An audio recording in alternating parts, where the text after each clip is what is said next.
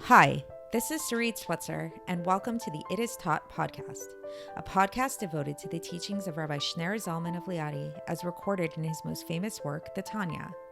My hope for this show is to make these teachings accessible and relatable to the average person, regardless of prior Jewish education or affiliation.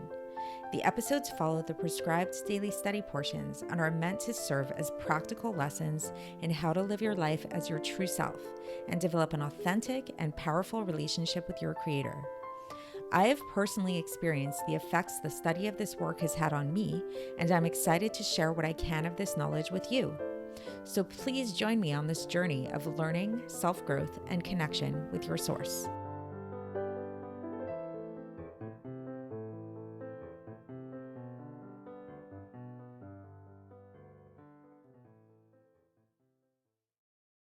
Hi, and welcome to the It Is Taught podcast. This is episode 413 for the 16th of Teves in a regular year. And so today we are continuing with chapter 12, where we're discussing the Beinoni.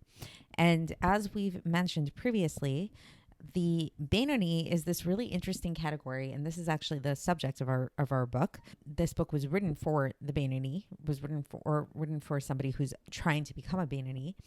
And what a Beinoni is he's somebody who does not ever sin in thought, speech, or action, ever. So this means that if you remember, thought, speech, and action are the garments of the soul. So that means that a Beinoni is somebody who has full control over the garments of their soul, and they only utilize these garments to serve God. However, the reason why this Beinoni is not considered a Tzaddik, as we mentioned, and we're going to delve into this a little bit further today, is because when it comes to the actual inside of what's going on in terms of their impulses, that has not changed, that they have not succeeded in transforming their evil inclination into total good. So this is why, and this is where we start off today, we sort of mentioned this before, this is why the Beinoni is not considered a tzaddik. We cannot call them a tzaddik, and not even a little bit.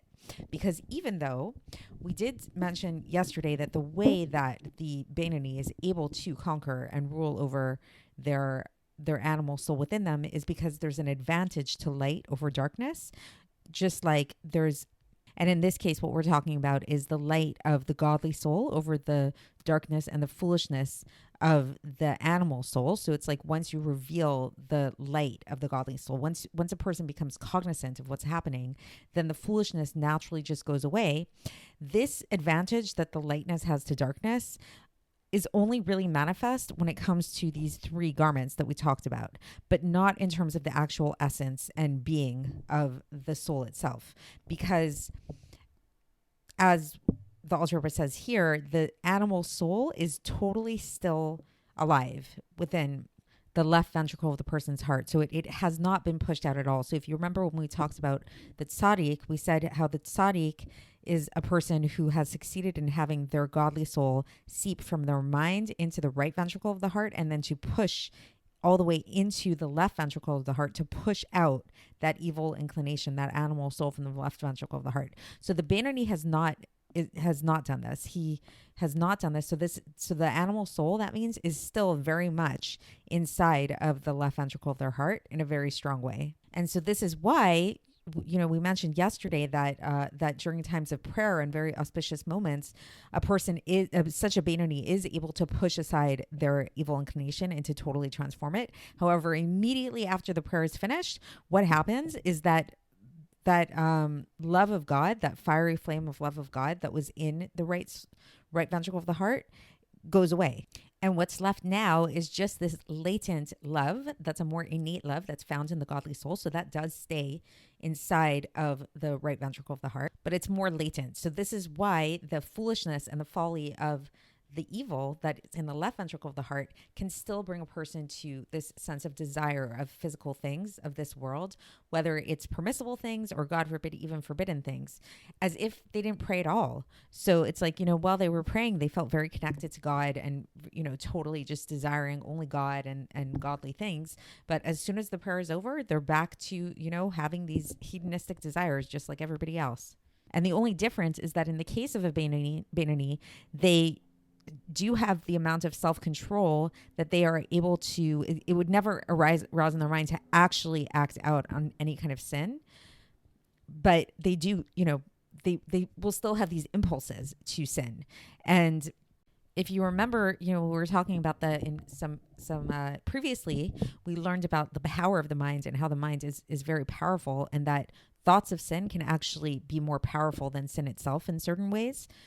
And the Alter Rebbe says that this is why it's stated in the Zohar that there are 3 sins that no person is, and this is in Zohar, the first part of the Zohar on page 201a, that there are 3 sins that no person is saved from every day. The first one is thought of sinning, 2, lack of concentration in prayer, and 3, slanderous gossip. So the Alter Rebbe makes mention explicitly of the first 2 here, basically saying that even somebody who's a really great person that has succeeded in controlling their impulses so that they don't lead to actual sin, they will still have these impulses. This Beinoni is still going to have the impulses to do not the best things. So just a little bit of a recap. What we have been talking about, again, is the subject of the Beinoni and how the Beinoni differs from a Tzaddik. And we said that the reason why a Beinoni is different than a Tzaddik is a Beinoni, yes, they've succeeded in conquering and having total control over the garments of their soul. However, when it comes to the essential makeup of the soul, there's still a battle going on between the animal soul and the godly soul, because this advantage that wisdom has over folly that gets manifest in terms of squashing aside, the actual actions of the animal soul, this doesn't manifest itself when it comes to the souls themselves. And that in the case of a Beinoni, the animal soul is very much alive and well, so to speak, within the left ventricle of their heart. And the proof of this is the fact that right after prayer, a Beinoni could be davening and praying with great, love and passion towards God. The second they finish praying, all of the impulses come back to do evil. And the only difference between a Beinoni and a Rasha is that the Beinoni doesn't act on these things, and it's not going to actually go there to actually act on any of these things. So I hope that was clear. And tomorrow we're going to conclude this chapter on the Beinoni, and I'll speak to you then. Thanks for listening to the It Is Taught podcast, hosted by Sarit Switzer. This podcast is dedicated in loving memory of my maternal grandfather, Avraham Yitzchak ben Binyamin HaKohen of blessed memory. Music by Shoshana. If you enjoyed this episode and would like to support the show, please share it with others and subscribe on YouTube, Apple iTunes, Spotify, or wherever you listen to podcasts. And make sure to leave us a 5-star review. To find out more about the It Is Taught project, including more information on my soon-to-be published book, please visit our website, itistaught.com. To catch the latest from me, follow me on Facebook, Instagram, and Twitter. Looking forward to speaking with you tomorrow, and until then, have a great day.